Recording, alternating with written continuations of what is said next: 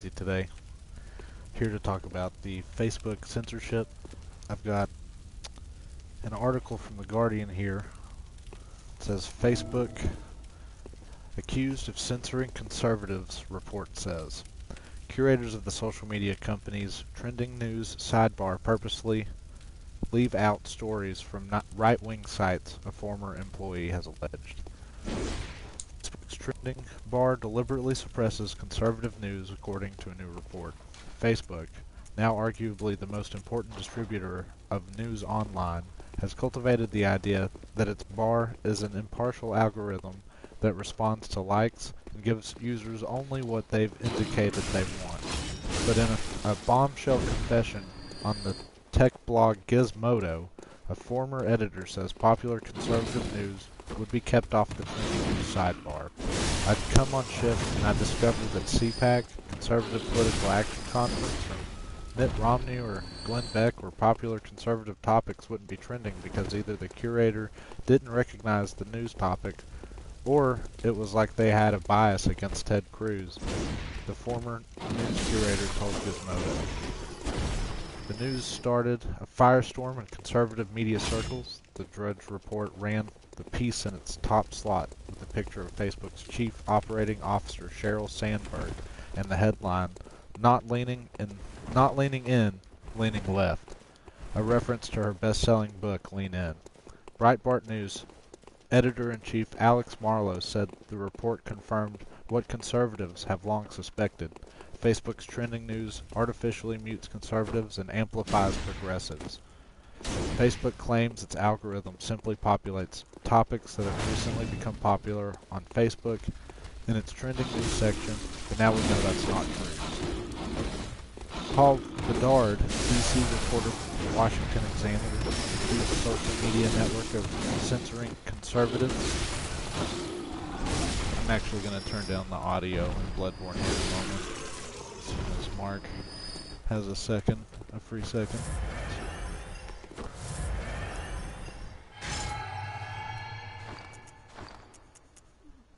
Just go to, let's see.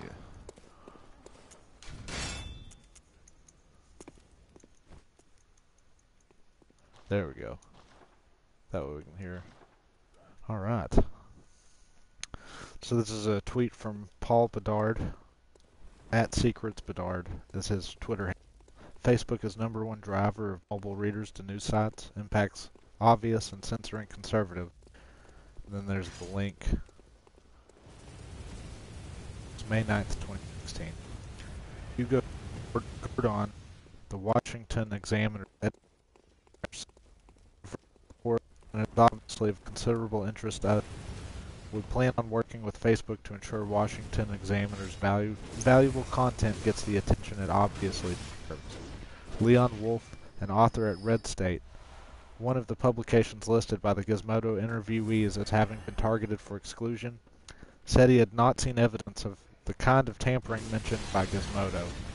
I watch our Facebook stats very closely, Wolf told The Guardian. The troubling thing about this is that Facebook is such a huge deal, Wolf said. They can make or break success in a way that nobody else can. There's a lot of scrutiny that people have on CNN. There's several orders of magnitude less influential than Facebook is.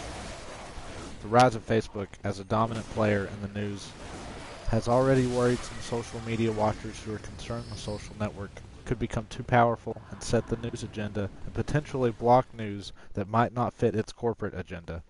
Emily Bell, director of the Toe Center for Digital Journalism at Columbia Journalism School, said on Twitter that she questioned whether algorithms could ever be impartial. Emily Bell, saying to at Domini Crew, at Attackerman, and at Sean King, as I like to bore my students / the general public with, algorithms are never neutral, ever. May 9th, 2016. Gizmodo's report was challenged by one ex-Facebooker who took issue with its characterization in an interview with The Guardian, saying that newsworthiness was determined by how often a story appeared on a list of trusted news outlets, including this publication. the New York Times, and the BBC. If 5 of the 10 put a story on the front page, it could be made to appear more often on Facebook paper. If 10 put the story on the front page, it would be added to the trending bar. Beyond the list of 10 internationally trusted publications was another list of 1,000 news sources that showed the editors where stories were trending. That list was more fungible and could be added to or subtracted from. The former news curator interviewed by The Guardian hadn't seen evidence that conservative stories were being blacklisted.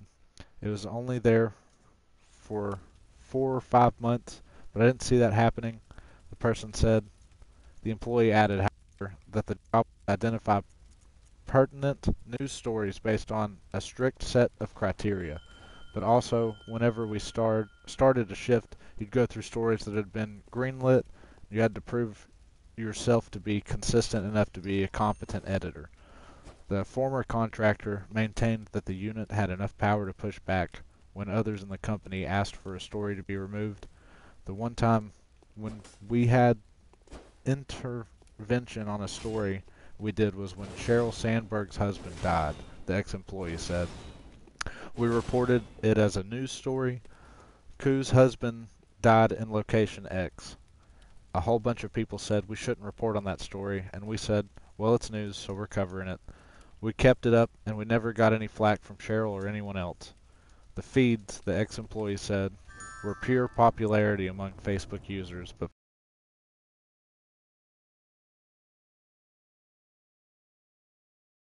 people are posting pictures of Beyonce. Let's see. Alright. Yeah, that's the end of... Oh, wait. Yeah, that's the end of the article. So, I mean, obviously, be your own second opinion, but Facebook is not good.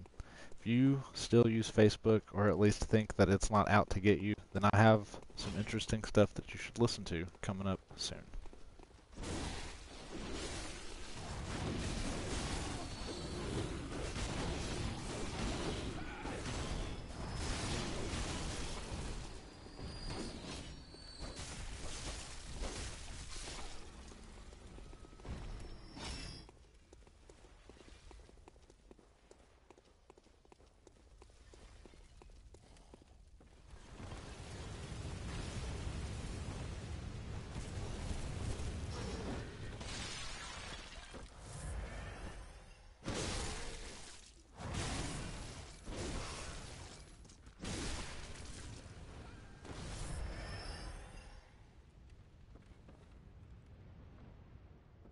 Data from the CDC show that suicide rates for teen girls in America are at a 40-year high, and they're way up for teen boys as well. Does technology play a role in those deaths? And for that matter, in a number of other serious pathologies that appear to be rising in America? Sean Parker seems to think so. Parker is not a research scientist. He's even more authoritative on this subject. He was Facebook's first president, and he helped design that website. Parker just gave a remarkable interview to a reporter from Axios in which he admits that he and other Facebook founders knew from the very beginning they were creating something harmful and addictive. We need to sort of give you a little dopamine hit every once in a while because someone liked or commented on a photo or a post or whatever. It's a social validation feedback loop. It's exactly the kind of thing that a hacker like myself would come up with because you're exploiting a vulnerability in human psychology. And I think that the inventors, creators, and it's me, it's Mark, it's the Kevin Systrom at Instagram, it's all of these people understood this consciously, and we did it anyway. This is a bombshell. Imagine if the Sackler family, makers of the painkiller OxyContin, admitted they knew their product was likely to addict millions of Americans to opiates, but, quote, did it anyway. Now, that's pretty much exactly what happened with OxyContin, by the way. But so far, the Sacklers have been wise enough not to say so in public. Sean Parker isn't quite guarded. In his conversation with Axios, Parker repeatedly describes Facebook like an addictive drug, which, of course, functionally it is. When he and his partners designed their product, Parker says they kept one question in mind. Quote, how do do we consume as much of your time and conscious attention as possible? The answer they found was with a steady stream of dopamine hits to your brain in the form of likes, comments, and new posts. Parker acknowledges Facebook has become an epidemic that is devastating this country. Quote, "It literally changes your relationship with society and each other," he said. "God only knows what it's doing to our children's brains." Let that sink in. Imagine how you would feel if you actually believed you had injured the brains of millions of children. Sean Parker does not seem especially concerned by this.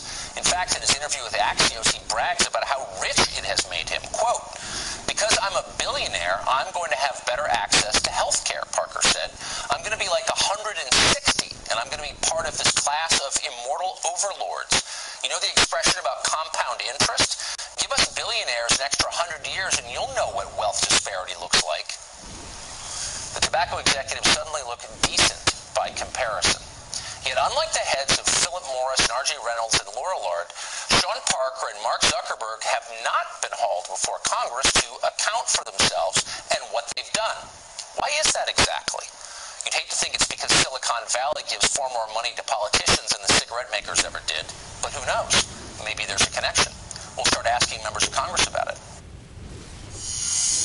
And that's not the only newsworthy behavior from Facebook this week. The company is also considering a bizarre plan to have users send them nude pictures of themselves. We're going to let Trace Gallagher handle the details on that. Trace? Hi, Tucker. Studies show that 4% of internet users have become victims of revenge porn. For women under 30, it's 10%. And the experts say the reason so many ex and angry partners post revenge porn on Facebook, Instagram, and Twitter is because it hits close to home, meaning the pictures are accessible to family and friends. So Facebook is launching a pilot program beginning in Australia to help victims fight back. Here's the deal. If you've ever shared nude or sexual images with a partner and you're afraid someday they'll end up on the web, you can send those same images to yourself on Messenger, and then Facebook will go in and make a digital fingerprint of each picture and automatically block any attempt to upload that same image. But there's a catch, and it's a big one. Before Facebook can block your nude pictures, they have to look at your nude pictures. Turns out a crew of specially trained Facebook employees view all the pics, decide if they qualify as revenge porn, and then add the digital fingerprint. Facebook will then keep the pictures on file for an undisclosed amount of time before deleting them. Facebook security says, quote, "We are aware that having people self-report their images carries risk, but it's a risk we are trying to balance against the serious real-world harm that occurs every day when people, mostly women, can't stop non-consensual, intimate imagery from being posted." Of course, analysts point out that social media companies are just as vulnerable to being hacked as anybody else, which is why experts say the only safe nude photos are the ones that are not taken. Tucker. Trace Gallagher, thanks a lot. Send naked pictures of yourself to Facebook. Don't do that, by the way. Eric Schiffer is a social media expert and founder of ReputationManagementConsultants.com, and he joins us tonight. Eric, thanks a lot for coming on. Absolutely. Thank you. Nice to be with you. So there is mounting evidence, science has produced mounting evidence, that some of the products that Silicon Valley produces hurt people, particularly children, and that there appears to be a direct connection between the time people spend using these products and the condition of their mental health. I'm wondering what Silicon Valley is doing about that. I don't see them doing anything about it, and I'm confused.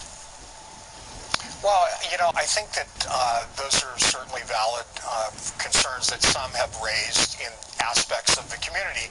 But there's a whole other side of Facebook, and I think that that's just one. I mean, you can make many of these same arguments with respect to television.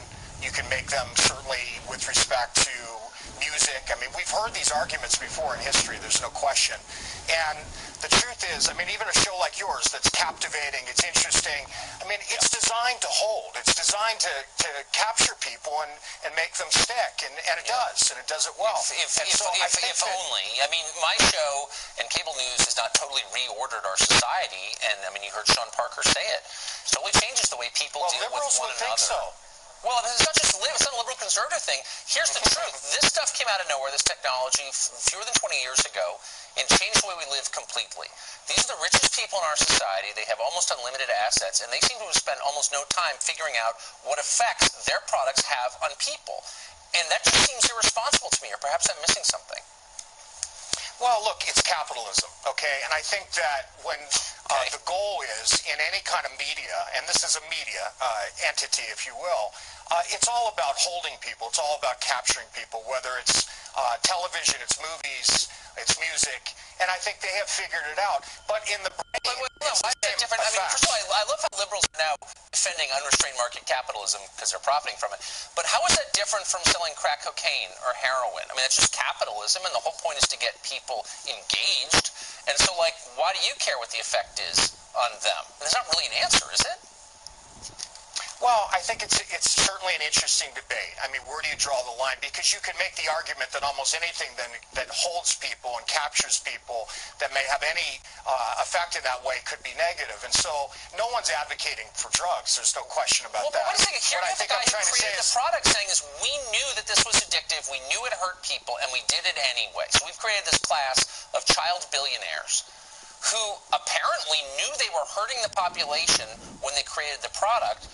I don't understand why there wasn't a congressional hearing about this. I mean, if this was a drug, there would be.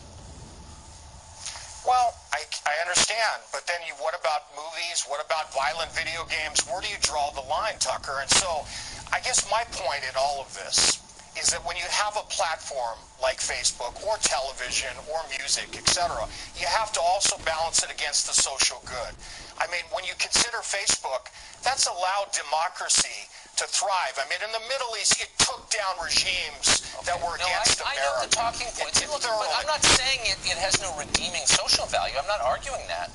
I'm just saying that underneath the ad copy that you're repeating and the propaganda is another side, and that it appears to have a deleterious effect on the mental health of kids.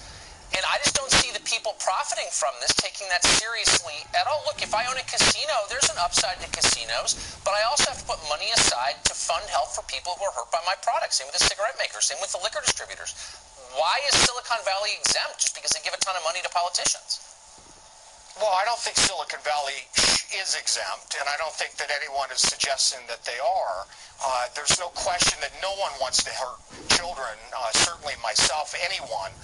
So how much are they spending? How much are they spending on research? How much is Mark Zuckerberg, one of the richest people in human history, how much is he spending to determine the effect of his product on children? And then to help the children who his product is hurting, how much is he spending on that, do you think? Well,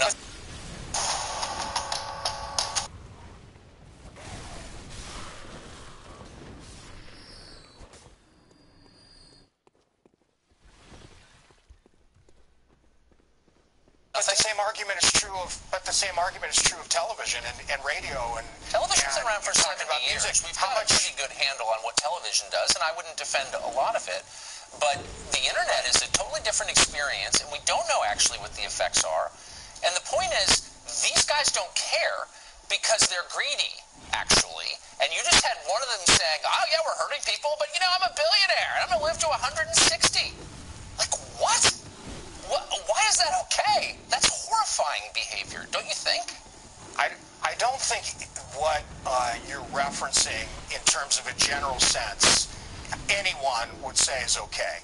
What I think we're trying to do is balance the totality of everything. I mean, for instance, with conservatives, for instance, you know, it's possible that without Facebook, Donald Trump wouldn't have been elected president. I mean, the digital director of Trump's campaign as much said the case. So, and conservatives also are using Facebook to support but again, the it's not a mainstream political media. thing. I mean, Facebook is probably great in Burma. There are lots of things about Facebook that I like. I think there's an upside to Facebook. I'm merely saying there appears to be a massive downside that the company itself is ignoring. There's an upside to cigarettes. They're fun to smoke. They kill you after a while. Do you know what I mean?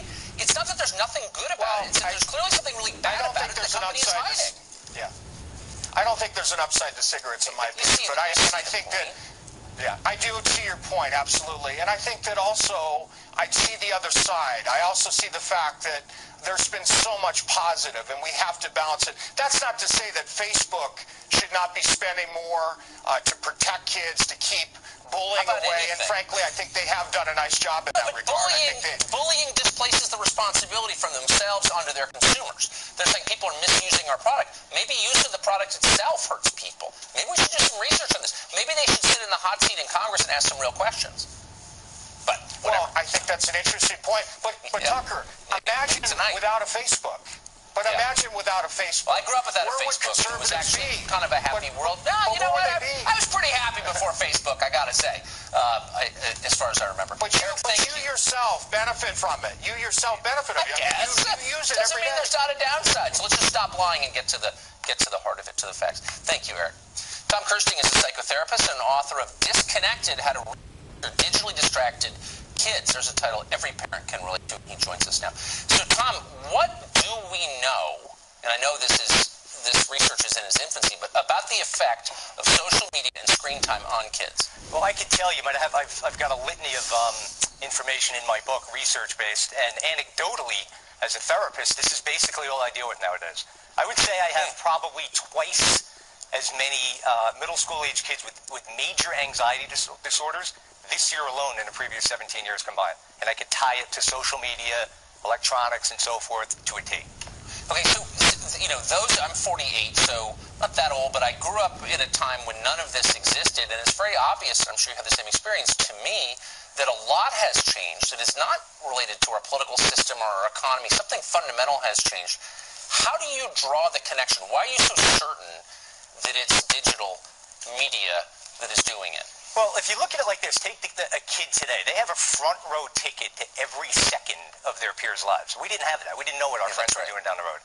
So you give a kid who's a pre-adolescent or an adolescent, and by nature is trying to figure out who he or she is, where they exist in a social pecking order, and now you give them this weapon of mass destruction called a smartphone, and now they're getting feedback constantly, fueling their self-esteem, but it's actually not helping their self-esteem.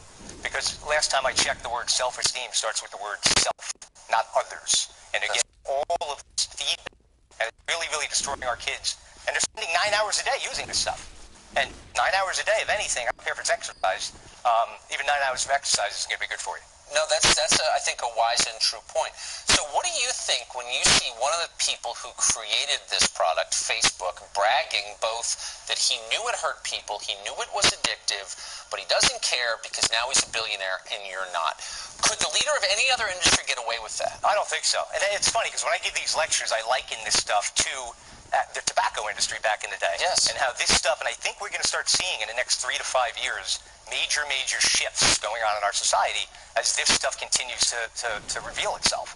I've been lecturing about this since 2009, so sometimes I feel like I'm the only person out there talking to parents and giving them the information that they need so that they can save their kids. This stuff's stripping us from our relationships with our children as well, because we've got our heads down, and every time we catch the moment on our phone, we're missing the moment. We're missing a milestone with our children. Let me just ask you finally a meta question. This is happening to every person watching right now knows exactly what you're talking about because we're all living it. Yep.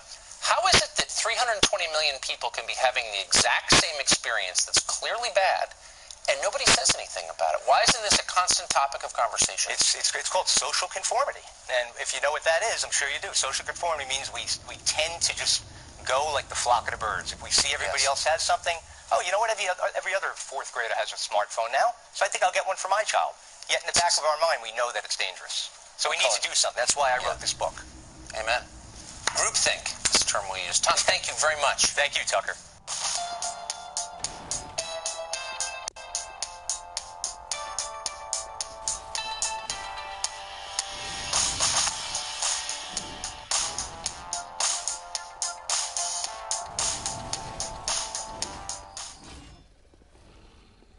Going on because Facebook is not 100% liberal.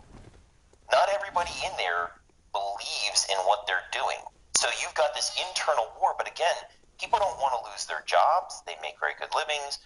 But the reality is that they also are talking to people in the outside world going, there's things going on with Facebook. Well, what I have heard is, and this is coming from inside of Facebook, Facebook is terrified of having Mark Zuckerberg going before Congress, because, and this is as it was told to me, is that as awkward as he seems online, he is 10 times more awkward in real life, because as much as he owns and operates and built a social network, doesn't understand what it is to socialize. The guy doesn't even understand what it's like to be middle class. Right. He's gone right from college to billionaire. If you are receiving this transmission, you are the resistance. Paul Watson has a new video out. I believe it's called The Truth of SHIT Holes, or SHI Holes. And he also put this tweet out: Haiti versus Dominican Republic, same island. One is an S-hole, one is nice. This is about poverty and crime. It has nothing to do with race. And then Michael Zimmerman replied to it: look at these two photos. One's from the Dominican and one's from Haiti. Boom. Very true. I took both these photos on the same island. Go back to what he's saying there. Look at that. Wow. Can you guess which country? Haiti. And there you go. The State Department calls these same places S-holes. But we're not supposed to do it, and the president can't do it. And now Facebook and Twitter and everybody want to shut the president down. They don't want him talking. They don't want people who like the president talking. They tried to do it in 2015, 2016. It failed. And now my next guest, he's going to tell you, my guest here, Jason Fick, is going to tell you what they're going to do next, because it's not going to end. This doesn't end. This is going to be a little bit of a battle as Facebook dies and tries to choke the life out of you as they're dying. So, Jason, tell us what's coming up with Facebook, and what are they going to do next? Okay, so there's a couple things in here. You made a statement about, that it's good to see Facebook die. Facebook shouldn't die. I mean, it really is a good platform for everybody. But one thing that I would say directly to Mark Zuckerberg and to the upper staff of Facebook is that realize one of the problems you have right now is you've hit critical mass. Too many people know that you're screwing them, that you're just shutting them down. That won't work. We are going to push back. They said that about the NFL. That didn't work out so well for them, did it? I said, but I want you guys to, and I said this to you, Rob, last night, is I want everybody to understand where we're at right now is, and I warned you, and I told a number of people this months ago, that they were going to shut the president down. Now, they claimed, on Twitter that it went down for 10 minutes and it was a rogue situation, but they always test everything first. Just let that sink in.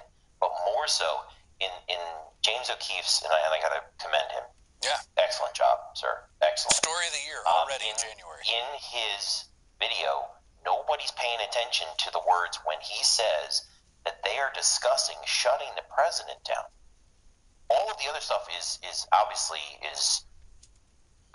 amazing content, but that in itself is that, let this sink in. A guy at Twitter who sits behind a keyboard, unelected, has the ability to shut down the president of this country. Right. It's amazing. That is not power that he should have. No, not at all. And this has nothing to do with First Amendment. This has nothing to do with private companies. This has nothing to do with your CDA. This has to deal with too much power is in the social media's hands. And I've been trying to get this information basically to the president's office. I've been speaking with Roger Stone about this, and he called on immediately. This is probably the biggest problem in the United States right now. Yeah, because if they can cut off communication, it's over. 2020 is going to be over. Well, the thing is that most congressmen and most upper government has never had a ban. They don't understand that when a ban happens on Facebook, you can't talk to people. They shut down your communication. Right. They literally shut your messaging off. And now they messaging is tied in with your SMS, so they could actually turn off your SMS. There is way too much reach on social media, way too much. And the reality is that it doesn't matter about guys like me. It doesn't even matter about Alex Jones or you. The reality is that the nation has caught on. Too many people have realized it. Now we've hit critical mass. This is the point at which the nation's going to push back and say, no, this isn't okay. I don't like being told what I'm supposed to think, what I'm supposed to say, who I'm supposed to talk to, and how they can shut down my president. We voted him in there. We want to keep him there. Yeah, exactly.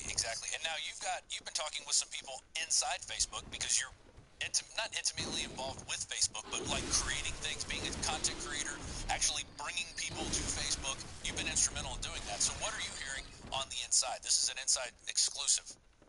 So here is some information. There are people within Facebook. There's a war going on because Facebook is not 100% liberal. Not everybody in there believes in what they're doing. So you've got this internal war, but again, people don't want to lose their jobs. They make very good livings. But the reality is that they also are talking to people in the outside world going, there's things going on with Facebook. Well, what I have heard is, and this is coming from inside of Facebook, Facebook is terrified of having Mark Zuckerberg go before Congress because, and this is as it was told to me, is that as awkward as he seems online, he is 10 times more awkward in real life because as much as he owns and operates and built a social network, doesn't understand what it is to socialize. The guy doesn't even understand what it's like to be middle class. Right. He's gone right from college to billionaire. I mean, and if Mark Zuckerberg's watching this, understand something. You could be a legacy here. Forget the negatives of this. You want to do positive, give it back to the people. There were hundreds of thousands of people that were being employed by Facebook. Hundreds of thousands of them.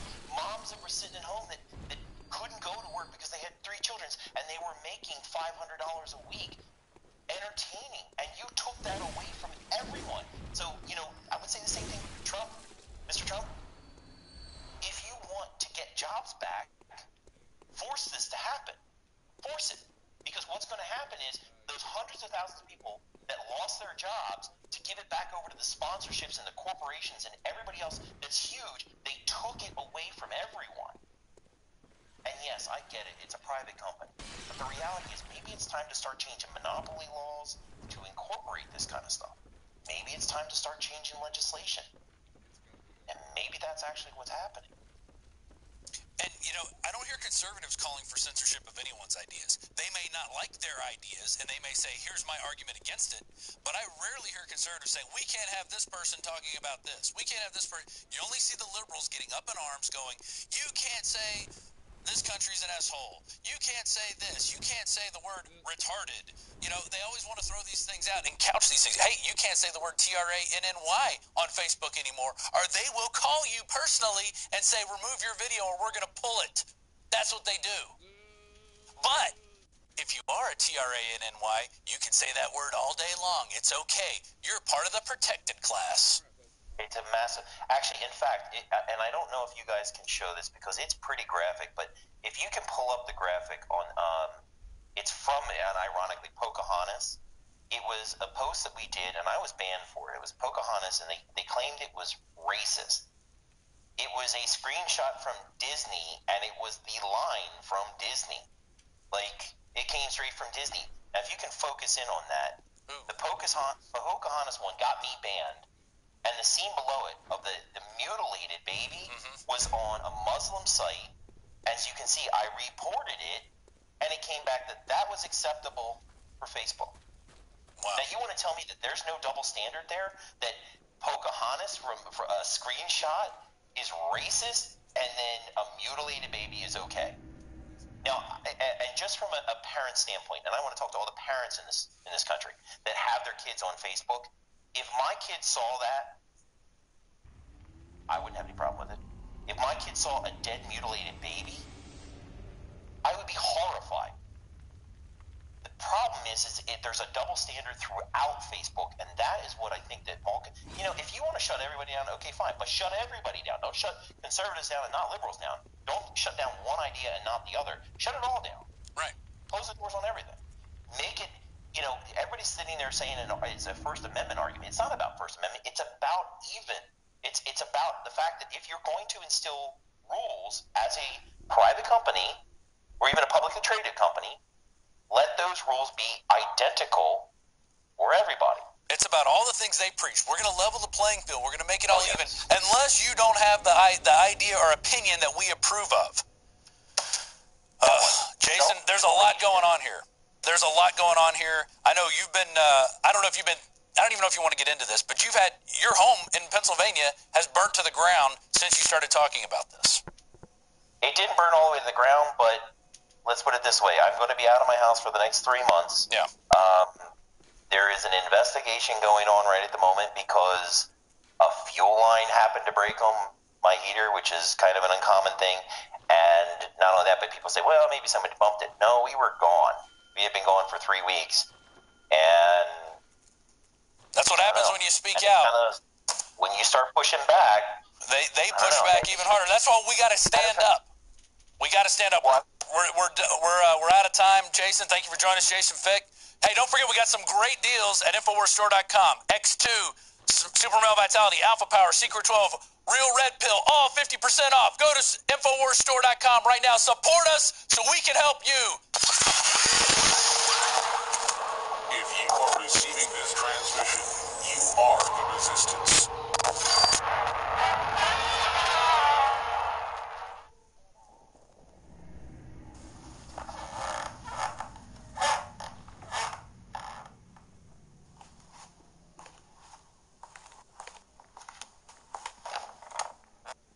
Donald Trump. I wrote you, but you still ain't calling. I left my cell, my pager, and my home phone at the bottom. I sent 2 letters back in autumn. You must not have got them. There probably was a problem at the post office or something. Sometimes I scribble addresses too sloppy when I jot them. But anyways, what's up, man? How's your daughter? I know you probably hear this every day, but I'm your biggest fan. Anyways, I hope you get this, man. Hit me back. Just a chat. Truly yours. I can't stand that motherfucker, and I feel like he's not paying attention to me. Okay. And I was kind of waiting for him to say something. Like his Twitter fingers. Yeah, and for some reason, he didn't say anything. Ex-Facebook President Sean Parker. Site made to exploit human vulnerability, to make people depressed, to target children, to target people that are alone. And if you read deeper into the documents, target liberals, make them afraid of conservatives, make them afraid of capitalism, make them afraid of going outside.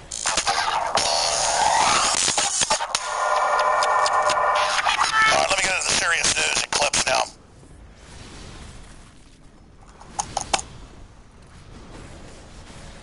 Came out earlier this year when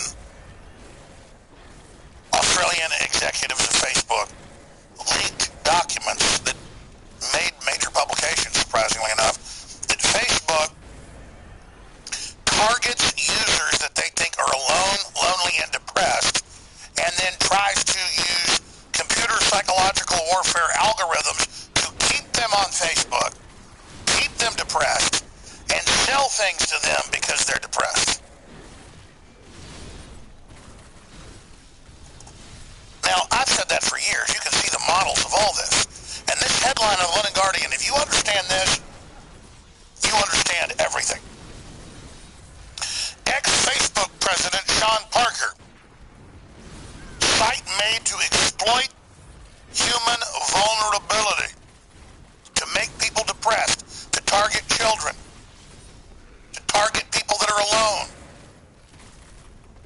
And if you read deeper into the documents, target liberals, make them afraid of conservatives, make them afraid of capitalism, make them afraid of going outside, and then have bots that manage them that are like fake friends that look like real people, and that'll gather some other real people together to then get in an echo chamber. See, I learned a lot about them, what they would always accuse me of. Jones is an expert in deception. He gets an echo chamber going, and then he wants the dumbest followers, and he targets them, and he tries to make them scared. And I'm like, I'm trying to empower people. I'm trying to get them to take action. I'm trying to build a better world. Because I'm not exploiting human vulnerability. I'm trying to show you vulnerabilities, and I'm trying to exploit in a good way massive human expansion for myself and my children. The only reason I want wealth is to defeat the enemy that wants to take me down, and so that my children can hopefully be educated and smart enough to exploit the high-tech technologies that don't give up their consciousness, but do extend their lives.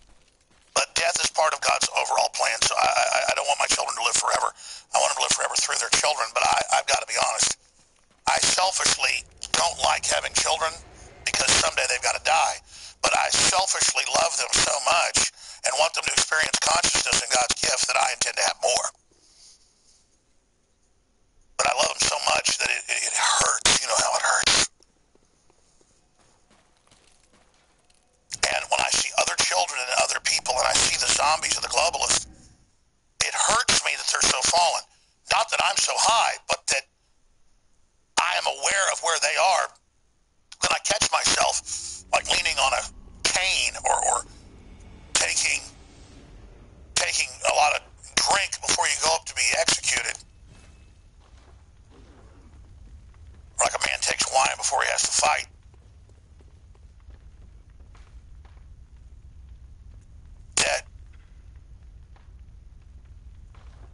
That they're so absolutely destroyed and fallen. And I'll lean on kind of getting evil sometimes in private life and giggling and snickering at the enemies, how twisted, how hunchback spiritually, how pathetic they are. But then I see that's a human that fell completely. And I catch myself being dominant above them and being awake and being light years ahead of them, even though I'm pathetic compared to God's great consciousness. And that's why I just can't take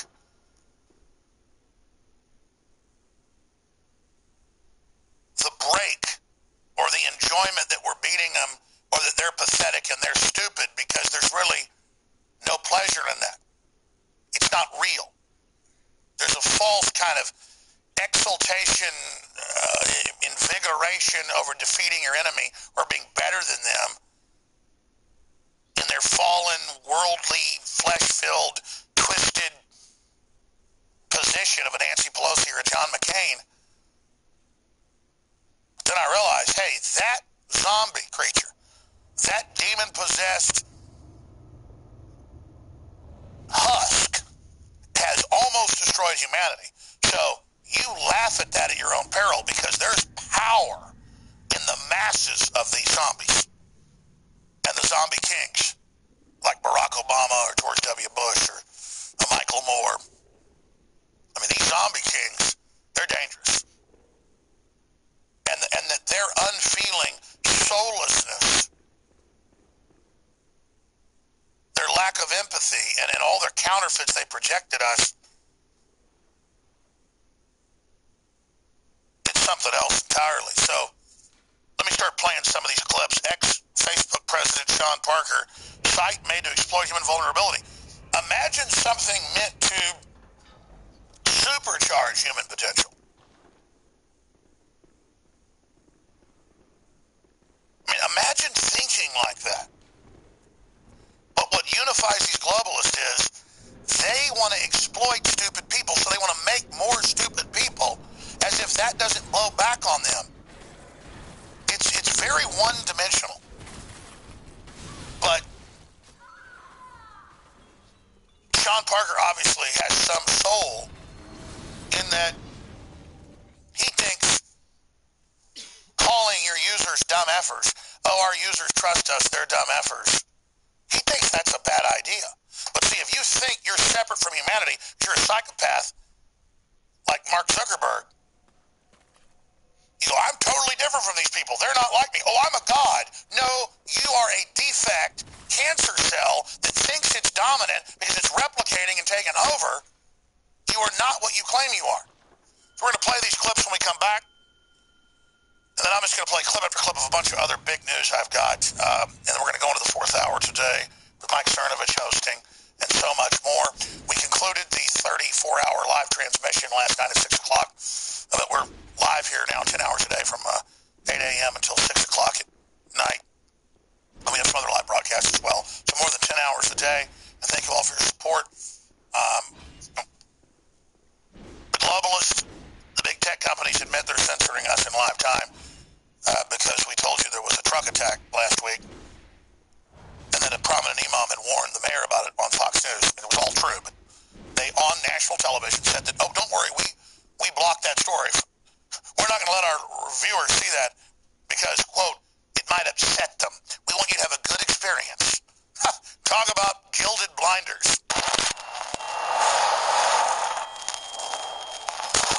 in Rainforest, animated Brain Force Plus. Now with 20% more in the bottle and an even more hardcore formula. You owe it to yourself to get these products. They really have worked for myself, my family. They have 5-star reviews by the thousands. InfoWarsLife.com.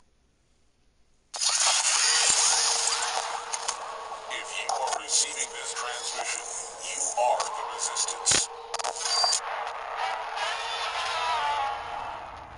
So, YouTube continues to step up their censorship. So, you know, conservatives, Trump supporters, Christians, and gun advocates, gun enthusiasts, you're not allowed on YouTube anymore. They're going to shut you down. They're going to close the Overton window to the political right so that people who are neutral only think there's one option, because that's what communists are all about, only giving you one option, and it's the filthiest, worst option ever. That's why communism always fails. Now, I've got a breaking news story to cover. I've got Zuckerberg comments to cover. But before I do that, folks, again, we here at InfoWars are already dealing with this censorship. I haven't been able to go live on the War Room channel on YouTube for over a month, about a month and a half now.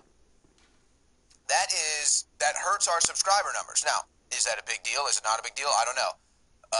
The audience, unfortunately, though, cannot find the central location at warroom.show, the War Room YouTube channel, and then they get confused and they're like, oh, I guess the War Room's over with because we don't go live anymore. Well, so we have to go live on one of our alternative channels. But this is the censorship, the Alex Jones channel. Nope, can't go live. Sorry, Alex.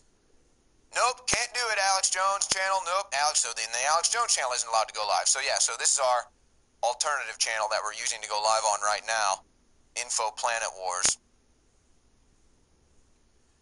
But this is what we deal with, folks. But here's the beauty of it. It's like the craziest thing. The more they censor us, the stronger we get. The more they attack us with fake news, the more you go to InfoWarsStore.com and support us. So we've got specials going at InfoWarsStore.com. 25% off Super Male Vitality, the ultimate game changer, Super Male Vitality, combining ancient wisdom and modern science to create this powerful formula. Super Male Vitality, great reviews, almost 5,000 reviews, 4.6 star average rating, 25% off Super Male Vitality right now. In fact, this is actually timely for me. I just ran out of Super Male Vitality, so now I can go get a bottle for 25% off. How about that? So we also use the products that we sell you at InfoWarsStore.com. 4,000 reviews, 4.6 star review, 25% off right now at InfoWarsStore.com. Super Male Vitality. Don't forget about the new silver spray. Now that we're marketing the new silver spray, 33% off Super Silver Iodine Infusion Spray, I'm having other people talk to me about this, saying that this is an amazing concept because not only with the silver, with the silver that we had in a tincture with the bottle and the dropper, it's easy to swallow that, but it's harder to use that topically and so for some other things. I'm having people telling me that they use the colloidal silver spray for things like eczema and other skin problems that they have. So this is just really an incredible innovation that we're bringing you at InfoWarsStore.com with the Super Blue Silver Immune Gargle Spray with the nascent iodine in there. And right now it's 33% off. I mean, $10 for that powerful product, folks. This is a no-brainer. Try the new Super Blue Silver Immune Gargle from InfoWarsStore.com. And that's how you support us, and that's how we grow. Now, where to begin? Let's go with Zuckerberg. Now, this is a Zuckerberg quote that almost had me fall out of my chair in the break. So on Monday, let's just go through a turn of events here. Monday, in the latest wave of fake news to try to delegitimize President Trump's election, Monday during the day, the big story was Cambridge Analytica uses Facebook data to steal the election for Trump. Actually, you know what? Hold on. I'm going ahead of myself. No. Let's hold on. During the day, that wasn't the narrative. The day was just the narrative that Cambridge Analytica was essentially getting this huge swath of data. Facebook was involved. and Facebook was the bad guy for sharing this data with the bad guy, Cambridge Analytica. So that was the rollout of this. So Facebook gets thrown under the bus, and then Cambridge Analytica is the bad guy, and then they have an undercover video to kind of boost that narrative, if you will, of Cambridge Analytica being the bad guy. It doesn't matter that Barack Obama did the exact same thing in 2012. It doesn't matter that Maxine Waters and the Democrat Party bragged about how Obama did it. It doesn't matter that the Facebook execs come out and say we were basically Obama's campaign team. It doesn't matter that the Democrats pretty much run Facebook. Cambridge Analytica, bad guy, used the Facebook data. So now Facebook is the bad guy. So we'll get back to that. Then Monday evening, just like I predicted, they twisted it, and they then said, and this is where the delegitimizing of Trump's presidency comes in, oh, Cambridge Analytica used the Facebook data to steal the election. So that was the next turn. So first it was paint Cambridge Analytica as the bad guy, release the undercover video, tie them in with the Facebook data, spin that narrative, get some gravity going with that. Then once that has the attention, boom, hit them with the narrative they stole it for Trump. And then bring out some pink-haired guy to tell you it's all true. So then the narrative is, by Tuesday morning, Cambridge Analytica stole data from Facebook or whatever. Facebook knowingly gave them data, and then they used that data to steal the election for Trump. Unprecedented, never been done before, unbelievable. Even though 4 years prior, Barack Obama did the exact same thing. Facebook announced how they were doing it, bragged about it, Maxine Waters bragged about it, and that's how they won the election. So they used the same method to win the election, then Trump uses it, and then he's the bad guy and he stole it. Okay, so then what? And so then Tuesday, Facebook's under fire. Now the narrative takes a full turn, and now Facebook stole the election for Donald Trump. And Facebook is the bad guy. And now everybody on Tuesday is saying Facebook is the bad guy. So then what happens? Facebook shares drop, and Zuckerberg goes into hiding like the cuck that he is. Again, like we predicted here on the War Room. So now here we are today. Zuckerberg, you need to make a comment. Mark, where are you, Mark? You're silent. You need to make a comment, Mark. Why are you hiding? Facebook's under fire, Mark. You need to save face here. Don't worry, we're not trying to take down Facebook. We just, we're using this to take down Trump. So just come out here, save face, make a statement. Well, this is what happens, and Mark Zuckerberg now understand what it's like to be under attack from the radical, relentless left. And so now he's kind of probably in shock, like, whoa, like, oh my gosh, like these people are disgusting, they're nasty, they're relentless. What is going on here? So he kind of goes into hiding. So then today, he peeps his head out and decides to make a comment, and then he serves up a doozy of a comment. You couldn't even covfefe this thing into a Tesla Roadster in space. Zuckerberg says, we have a responsibility to protect your data, and if we can't, then we don't deserve to serve you. Ladies and gentlemen, Mark Zuckerberg just admitted he doesn't deserve to serve you. Facebook just admitted they don't deserve to serve you. It's not even, it's a well-known secret. I shouldn't even say it's a secret. It's a well-known business technique that Facebook sells your data. I mean, so here's Zuckerberg gets caught selling data, essentially, or who knows what the story is. It doesn't even matter. Facebook sells your data. So Facebook sells your data. The mainstream news then takes that fact, says Facebook stole the election for Trump. They're using your data to rig elections. And so then Facebook steps back like, whoa, we can't have our business practices be out like this. And so Zuckerberg goes into hiding as Facebook shares tank. They say, Mark, you got to make a statement. You got to save face. So then Zuckerberg comes out and says, we have a responsibility to protect your data, and if we can't, then we don't deserve to serve you. This is the same man that is selling your data hand over fist to make millions of dollars. And then he tells you he doesn't deserve to serve you if he sells your data while he's selling it out the back door. What is next for Facebook and Mark Zuckerberg? I have a weird feeling this is going to take a twist that nobody sees.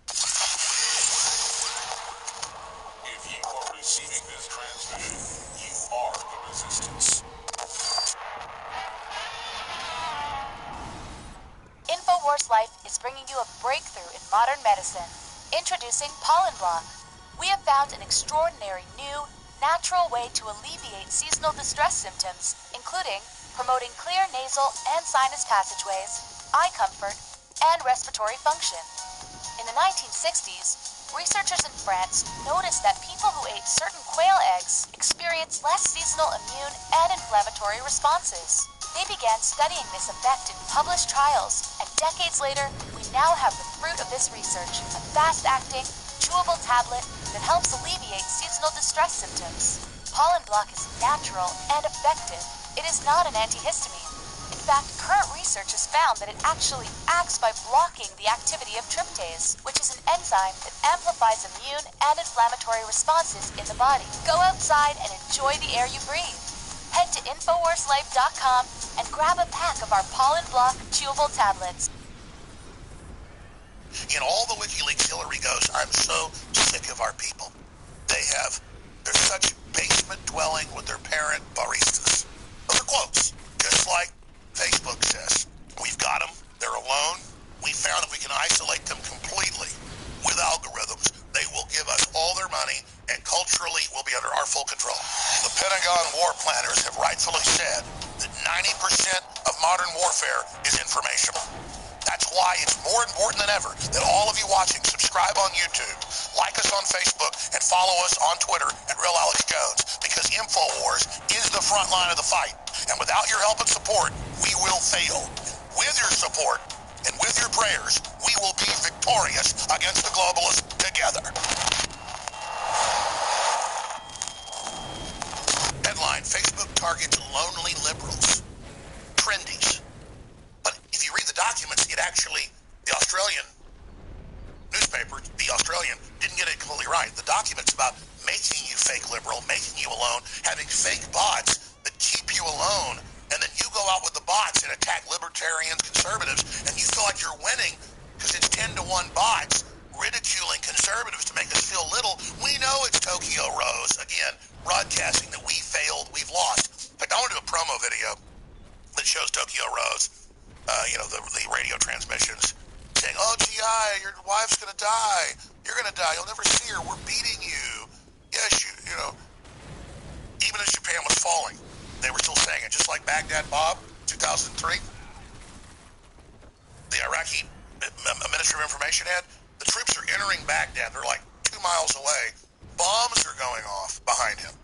You can see mushroom clouds like 2 miles behind. He's actually ducking a few times. We have defeated the Americans. They have been driven into Kuwait. They are nowhere here. The pigs have never... Baghdad Bob, they make comedy videos of him. That's what this is. That's what this is. But you know what? They've still got a bigger beachhead than Baghdad Bob did. That little island he was on. And so, to their audience, they are going to just laugh and go, oh, look, Jones said the chemicals are making the frogs have sexual problems. Doesn't matter if it's in thousands of publications, the Nature, Science, all of it, Smithsonian, Fish and Wildlife Service, doesn't matter. Just laugh and the people think, oh, look, we're back in junior high. The big cool kid, Stephen Colbert, pointed at me and laughed at me. They're arrested development. I feel sorry for them. They're the nerds. They always wanted to be in the in group.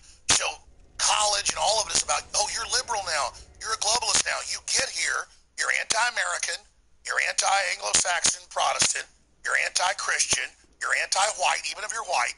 This is your new culture. You're anti-West, you're anti-free market, you're for Che Guevara. Because they don't want you to have that birthright as an American, regardless of what color you are. They're stunting you. And people go, oh, I'm finally in the in crowd. Because they were never in the in crowd. And that's what it's all about. That's what Madison Avenue, and that's what Wall Street, and that's what the PR firms. It's all about making you feel disempowered until you buy into their culture. And so you think you're in the chosen group. When you're in a failure chump group, in all the WikiLeaks Hillary goes, I'm so sick of our people. They're such basement dwelling with their parent baristas. Those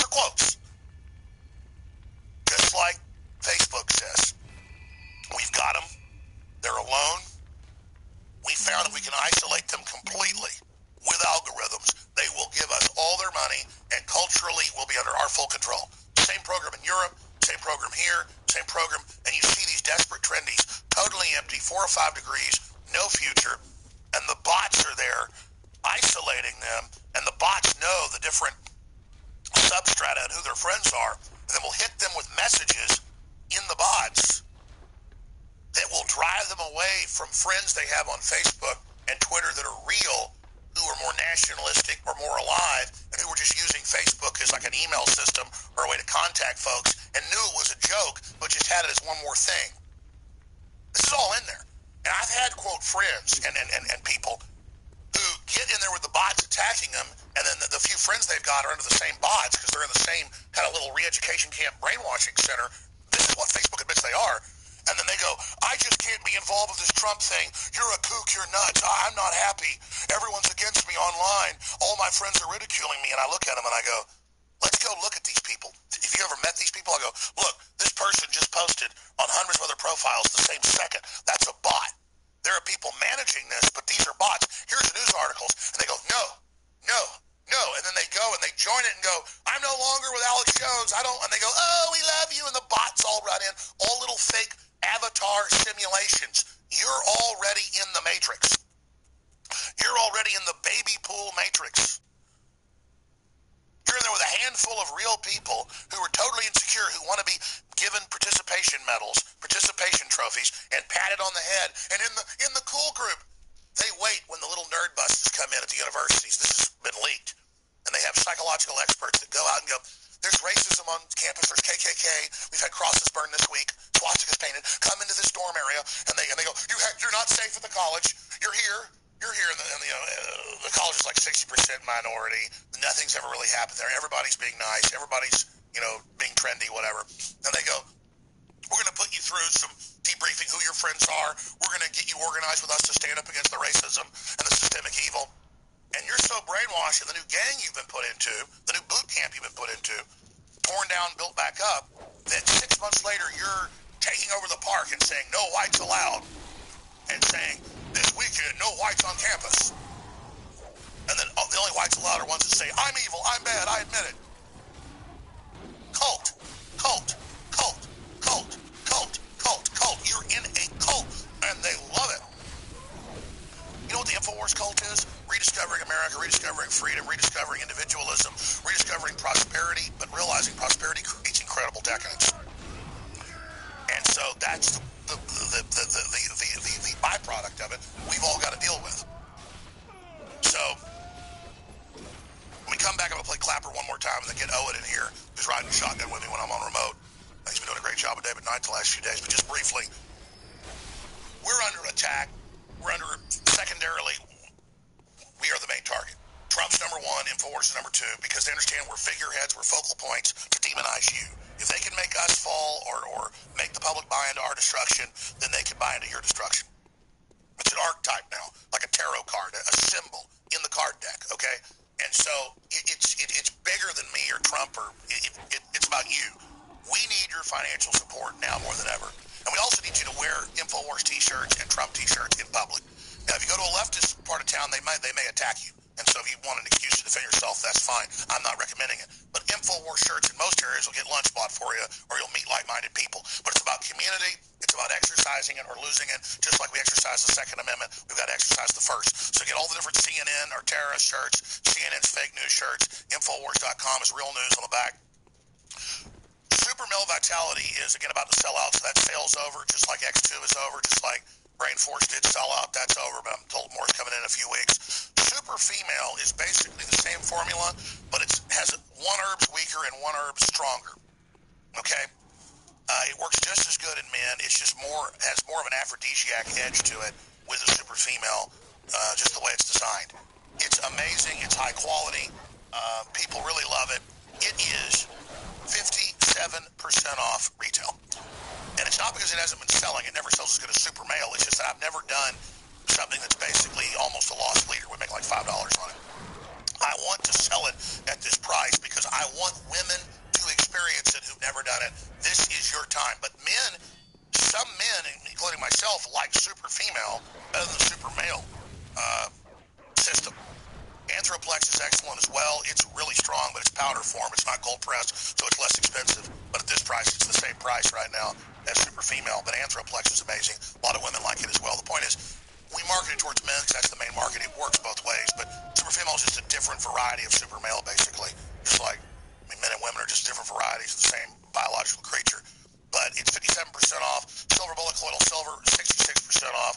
Strawberry Caveman, new in stock, 25% off. Caveman Combo with a chocolate and a strawberry, 25% off. Super Silver Package, 50% off. That's the electric toothbrush, the Colloidal Silver, Silver Bullet, and the Silver Bullet toothpaste.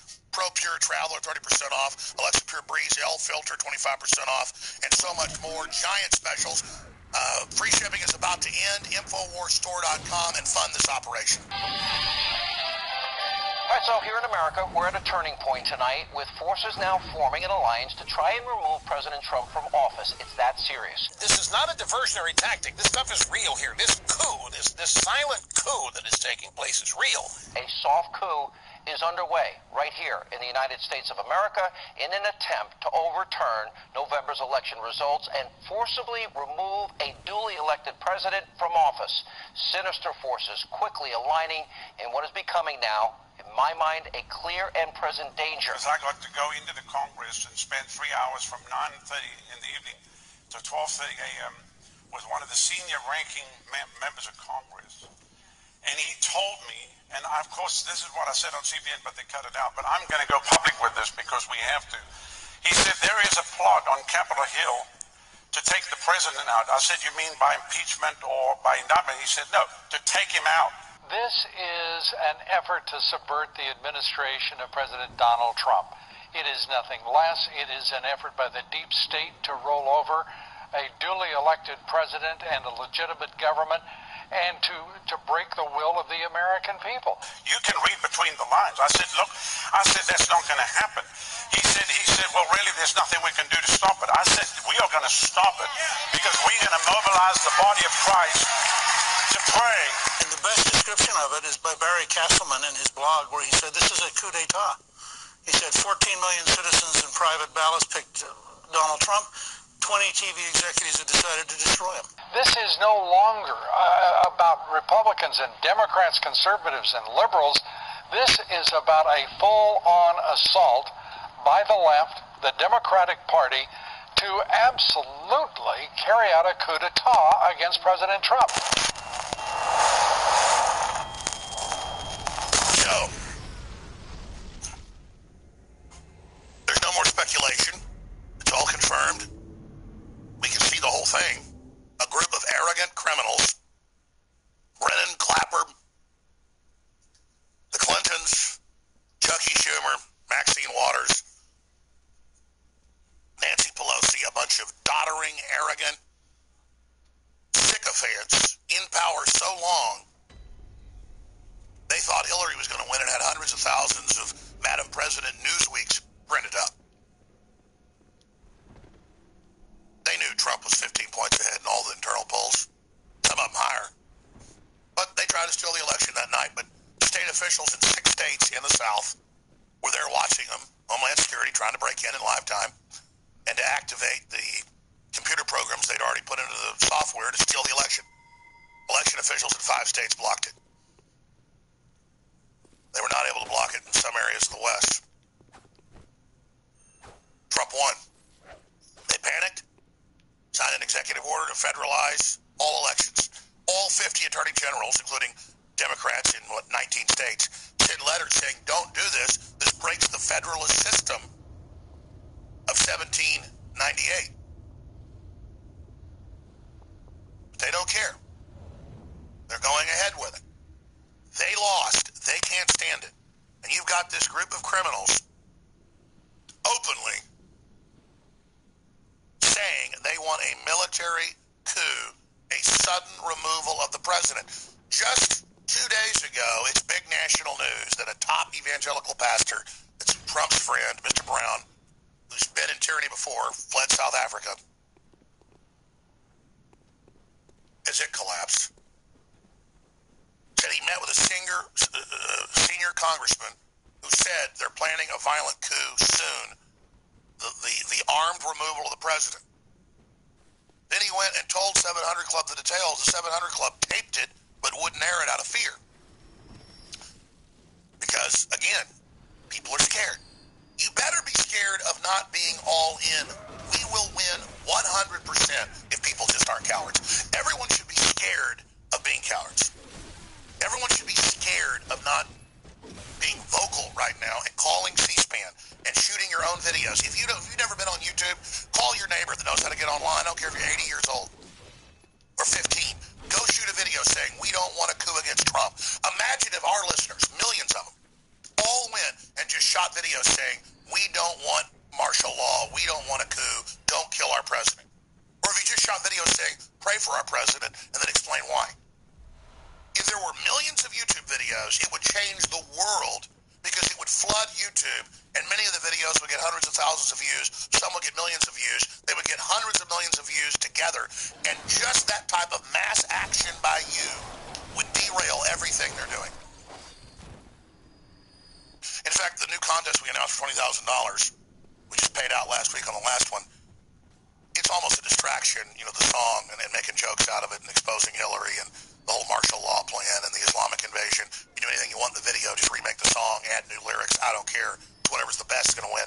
$10,000 for one place, $5,000 for the other two places. So there's 3 prizes. There's like a first big prize and there's 2 other sub prizes. We really should just not even have to pay for this. I just had money to make it exciting and to honor folks to take action. It just makes it more fun. But everybody should be calling their local talk radio. They should be calling C-SPAN. That's why we've put together little videos that show all these major leaders admitting there's a plan for martial law, a plan to shut down the free press, a plan to kill Trump, a plan for a coup. That is sensational, and we just can't let them go around and normalize it and go, all reasonable Americans agree we've got to have a coup against the president, and if he refuses to go, it's going to have to be sudden, and it's not going to be pretty. We're going to have to kill the president. That's what they're talking about. It's liberal.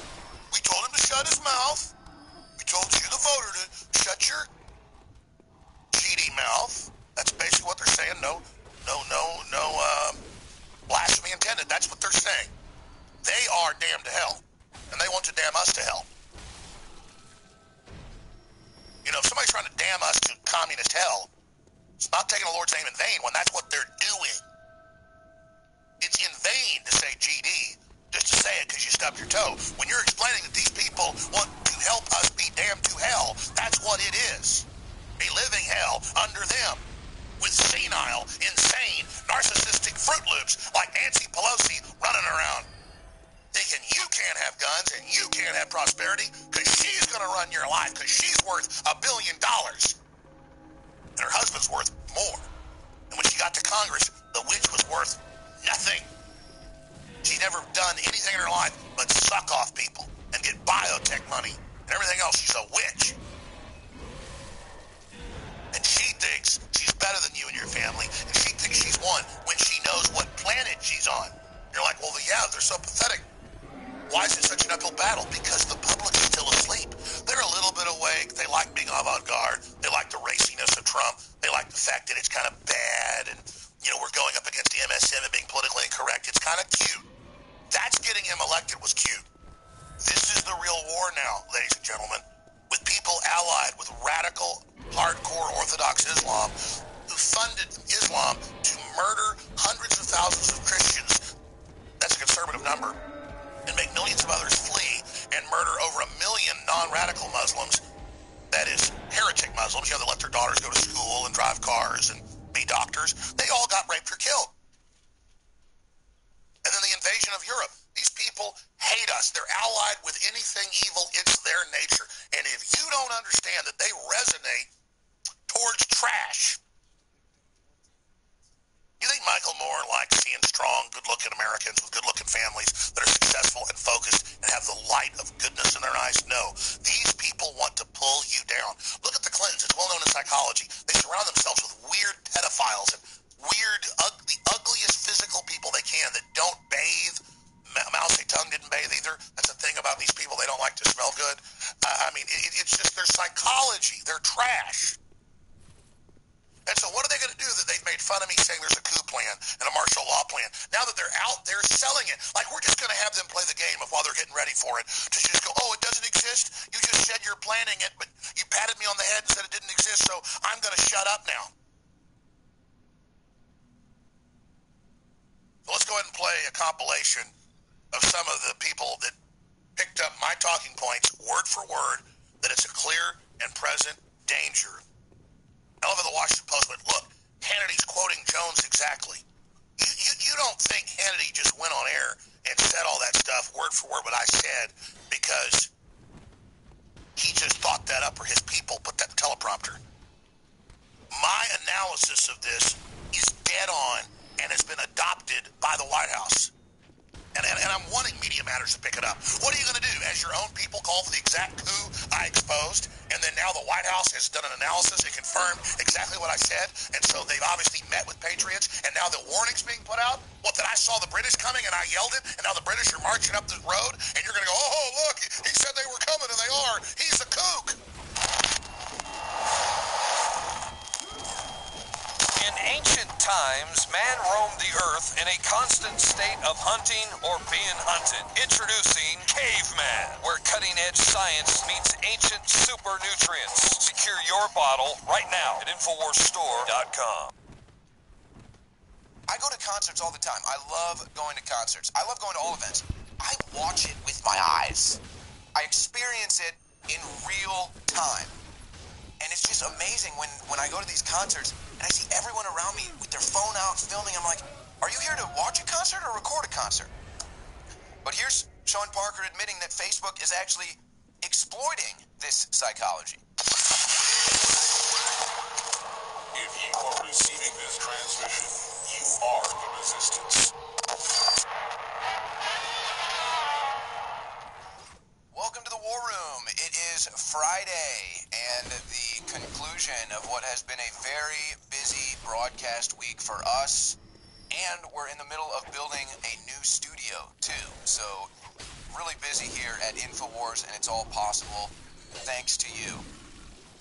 And in fact, I'm even going to be a little mushy here to start the first segment because I love this crew so much. I love Alex Jones so much, Rob Dew, just everyone here is just amazing.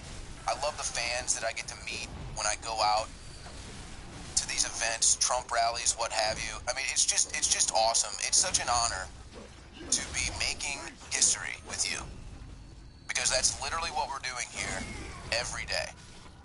This is the stuff history is made of. This is the stuff that they write history books about. And you are part of it. And it's just really incredible to see InfoWars expanding so much, to see so many people out there so passionate and motivated to change the world for good, to become a better person, to become more awake, to become more aware, to raise their families better. And that's really what it's all about in the end. And we never claim to be perfect. We never claim to be purists. But at the end of the day, we're trying our best, and we want to change the world for good. I think everybody looks at the world with a soul and says, there's a lot wrong here that we should be able to fix. So we're actually here fixing it. Now, the big secret, folks, the huge secret that you already know and that they're lying to you about continues to be revealed. 300,000-year-old skull that looks shockingly like ours could rewrite the human origin story. Now, you've had multiple stories like this come down the pipeline in the last couple months, okay? Here's the big secret, folks. Here's the big secret they don't want you to know about. You were created by God. They want you to think you evolved from some primate or some goo in a pond. No. You were literally created by the creator of this entire world, in the image of the creator. You are special, you are powerful, you are important. So when you continue to see, and I'm suspecting we're going to continue to see more stories like this cropping up, when are they going to finally admit that the story of evolution that they teach our kids in public school is a lie? Because as soon as you face the fact, as soon as that reality hits you, that you were created by God, not even to get, not even to get religious, just the fact that you were created, that there is something bigger, more powerful out there. Your entire life has changed, and you don't want to be an atheist that goes and shoots up a church. You don't want to be an atheist that is proud to abort children. You don't even want abortion to exist. You don't want to flop around in the streets and scream helplessly at the sky because you're upset over the result of an election. No, you realize how incredible of a species that you are. So I just wanted to start the show with that, because we really are amazing. It's really an honor, all the people I've met, all the people I've worked with, and we're just going to continue to take things to the next level, folks. That's our destiny. That's our manifest destiny now, folks. To make America great again is just the beginning. We are going to literally change the world, and it's going to be for the better, and hopefully we can start to save some of the innocent victims out there of child sex trafficking, the brainwashing media, the propaganda, the sexualization, all of it. And that's how we can actually really make the entire planet better. Now, over there at Facebook, I don't think that's how they feel. Now, I personally am not on Facebook. I've been off Facebook for years. I think it's nothing but trash. I really don't even like Twitter. However, it is an important tool for those in media. But it's amazing what you're hearing from Sean Parker, formerly of Facebook, talking about what Facebook is doing to our youth. So let's go to former Facebook president Sean Parker. There's two of these clips. Let's start with clip 8, talking about what Facebook is doing to our children's brains. And then they would say, no, I value my real life interactions. I value the moment. I value presence, and I value intimacy. And I would say, well, you're a conscientious objector. That's okay. You don't have to participate, but, we'll get you eventually. and like, I don't know if I really understood the consequences of what I was saying. Because the unintended consequences of a network when it grows to 1 billion or 2 billion people, and it literally changes your relationship with society, with each other, with it probably interferes with productivity in weird ways. God only knows what it's doing to our children's brains. Anxiety is a huge problem now.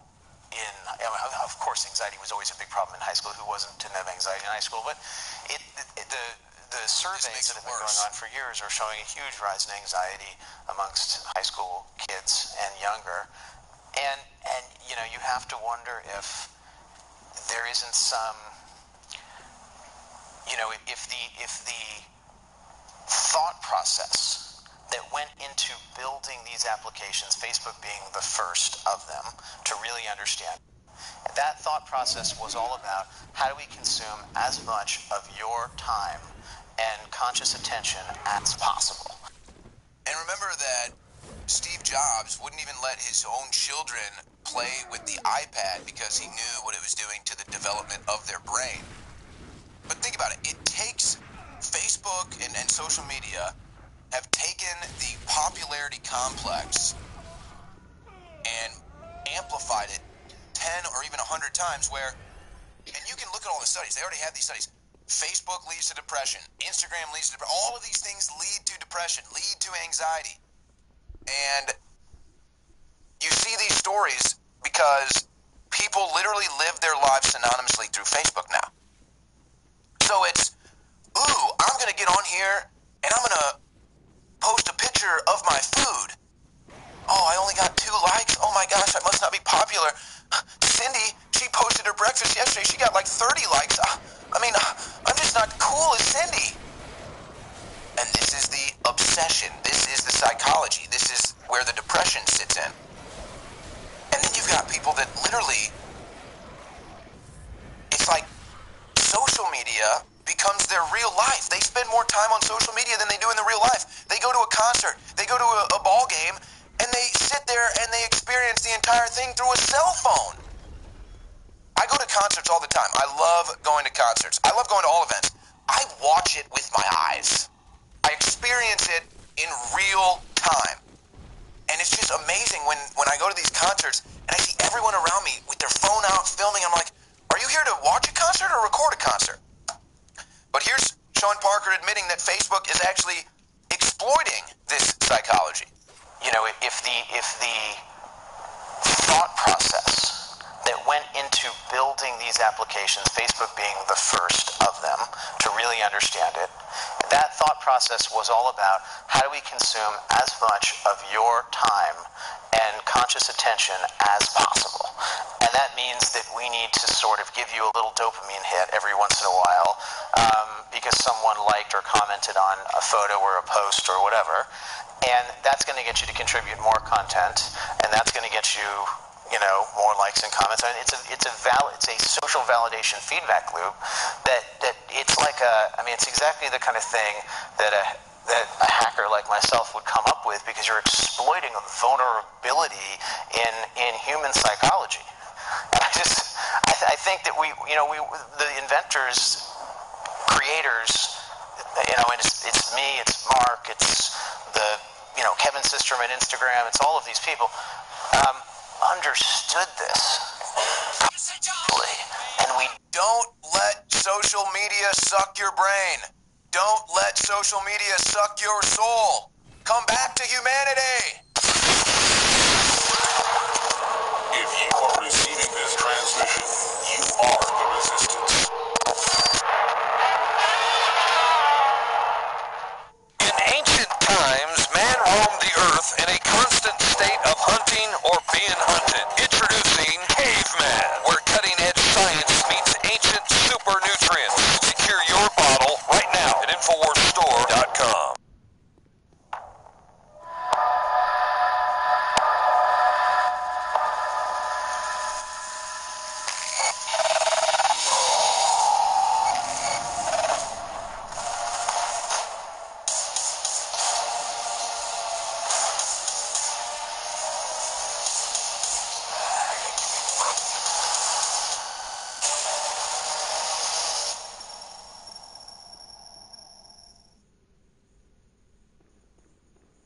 Facebook has been caught time and time again exhibiting a liberal bias through the targeted suppression of conservative content, and is now seeking to place the blame on the community by...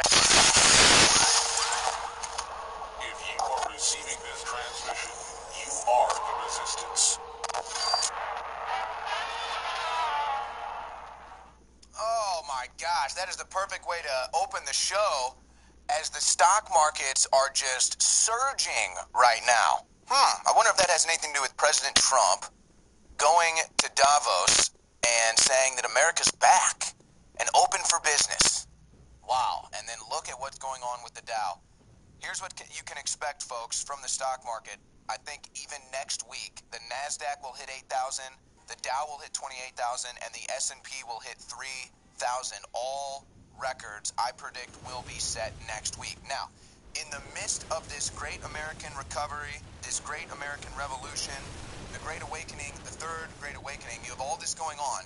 Social media is censoring it like never before. Social media, Facebook, Twitter, Google, and the like, is doing everything they can to try to curtail the Great Awakening and to try to curtail the next American revolution. We have to stay true to this, even though social media is trying to shut it down. Imagine the powers that be at these major social media companies trying to stop an American revolution and stop a Great Awakening. That's what's going on. Here's our own Matt Weber with the report. Facebook has announced major changes in how the social network will be spreading news. In a blog post on January 19th, Facebook revealed their plan to alter the algorithm that pushes news content throughout the platform. The mandate is set to prioritize news based on trustworthiness. Content is graded based on surveys consisting of 2 questions provided to Facebook users: whether they recognize the source and how likely they are to trust the content. On the surface, this may seem like an effective way to sort out clickbait. However, the merit of trustworthiness is much more complex, and the simple set of questions leaves the system open for abuse. Chris Tolles writes, to people who actually share news, news is a weapon. It's not to inform, it's to injure. It's a social justice identitarian, a person with an axe to grind, or it's a journalist. They're not sharing news to inform, they're trying to convince you of something. It comes with a point of view. And if there are ways to artificially bolster the prominence of those views, the zealots will pursue them. It has been argued that the questionnaire is closer in nature to a brand awareness survey, and it does not seek to validate factors that contribute to the credibility of information. Additionally, the survey is subject to personal bias that could be utilized in pursuit of an agenda. Facebook has been caught time and time again exhibiting a liberal bias through the targeted suppression of conservative content, and is now seeking to place the blame on the community. By claiming that users rank the news, Facebook is manufacturing a basis to deflect accusations of censorship. As it stands, their proposed policy could conceivably give established news sources a decisive advantage against new, small, and independent outlets by prioritizing sources that benefit from brand recognition. This has already been demonstrated in an isolated experiment Facebook conducted in 6 countries last year. In this beta rollout, instead of pushing news content to users in their feeds, they required users to seek it out for themselves in a separate area of the site. The result was that news sources in those countries saw a dramatic decline in traffic. Rupert Murdoch's solution of asking platforms to pay trusted content producers would both stifle independent outlets and prop up big mainstream institutions that are unable to remain profitable in the current landscape of the digital age. In doing so, they would ultimately be reining in the trend of diverse content aggregation by limiting what people share as news, therefore re-strengthening the agenda-setting model. For more reports like these, visit Infowars.com. So, there you go, folks. Now, I have to tell you that we have experienced this firsthand, where not only do we have people in our audience that share videos on Facebook or Twitter and then get a message saying, sorry, can't share that, or then get shut down or suspended. Again, we had a video that was on the Alex Jones Show, it was on Drudge Report for more than 24 hours, and it was on the Savage Nation, 3 of the most powerful, centralized points of audience in the conservative movement, and it never even hit 100,000 on YouTube. That is blatant sabotage. They are censoring Twitter, Facebook, Google, YouTube unlike anything ever before because they want to stop you from having your American revolution. They want to stop you from having prosperity and the truth about Donald Trump from getting out.